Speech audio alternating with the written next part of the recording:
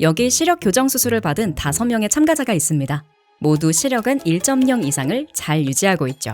그러나 이 중 4명은 야간 빛번짐을 경험하고 있어 시력의 질이 낮다고 응답했습니다. 야간 빛번짐이 생기는 원인은 단순합니다. 동공은 커졌다 작아졌다를 반복하며 눈으로 들어오는 빛의 양을 조절합니다.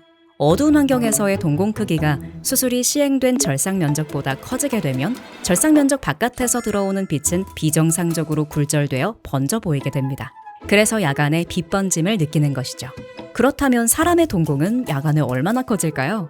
이를 알아보기 위해 깜짝 실험을 진행했습니다. 이제 공원에 가로등 불빛이 있잖아요. 무서워. 뭐예요? 이 단점을 어느 정도 실제로 불이 꺼지자 어두운 환경에서 동공 크기가 매우 커지는 것을 확인할 수 있습니다. 야간 빛번짐을 경험하고 있는 현재 씨의 경우 밝은 환경에서의 동공은 3.5mm였지만 어두운 환경에서 7.4mm까지 동공이 커졌습니다. 2배 정도 커진 것이죠. 이론적으로 현재 씨가 야간 빛번짐을 느끼지 않기 위해서는 절상 면적이 반드시 7.4mm보다 커야 합니다. 하지만 실제로 수술 시 만들어진 절상 면적은 5mm 미만으로 현재 씨의 야간 동공 크기보다 훨씬 작았습니다. 야간 동공 크기와 절상 면적 사이에 2mm 이상의 갭이 생기게 된 것입니다. 이 갭으로 들어오는 빛 때문에 야간 시력의 질이 떨어진 것이죠.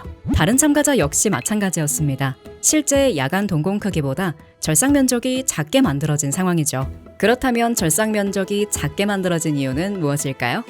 기존의 스마일 라식, 일반 라섹은 절상 면적을 넓게 만드는데 한계가 있었습니다.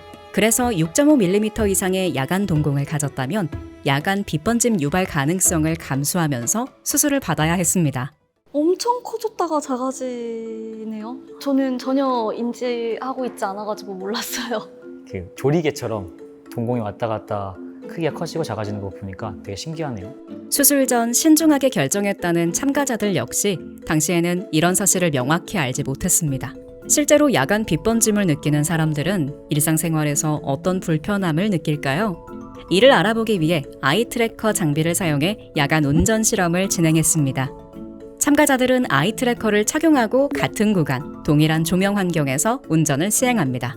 그 후 시선이 이동한 횟수와 주시맵을 기반으로 시력의 질을 분석한 결과 시력의 질에 많은 차이가 있음을 발견할 수 있었습니다. 먼저 야간 빛번짐이 없는 참가자의 시선입니다.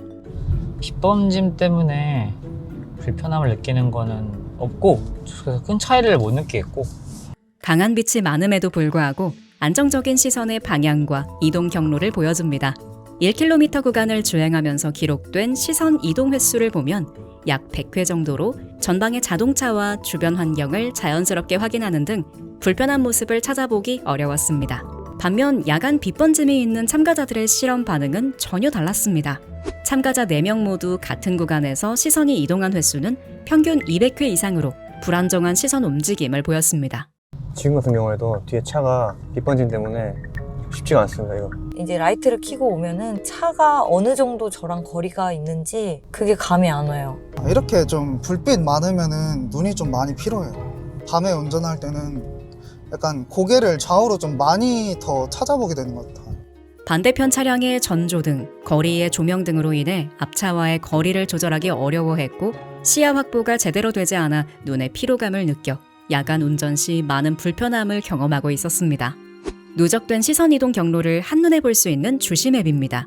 야간 빛번짐이 없는 경우 시선이 주로 머무는 빨간색 영역이 중앙에 안정적으로 고정되어 있는 반면 야간 빛번짐이 있는 참가자들의 시선은 한 군데 머물지 못하고 불안정하게 여러 위치를 옮겨 다니는 것을 확인할 수 있습니다.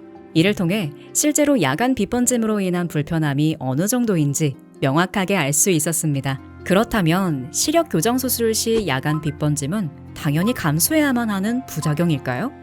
그렇지 않습니다. 빛번짐 발생 확률을 줄인 시력 교정술도 존재합니다. 지금까지 기존의 라식, 라섹, 스마일 라식 이러한 수술들은 기술적인 한계로 인해서 전체 절삭 면적을 넓게 설정할 수 없었습니다. 그래서 저희는 전체 절삭 면적을 8mm 이상으로 만들 수 있는 투데이 라섹 와이드를 연구 개발하였습니다. 투데이 라섹 와이드는 동공 크기가 8mm 이상인 분도 눈부심 예방이 가능합니다. 현존하는 굴절 수술들 중에서 이렇게 넓은 절삭 면적을 가져가면서 빠른 회복을 보이는 두 가지가 동시에 가능한 수술은 투데이 라섹이 유일하다고 보시면 되겠습니다. 그래서 내 동공 크기와 절삭 면적은 꼭 확인을 받으시고 수술을 하시는 게 좋겠습니다.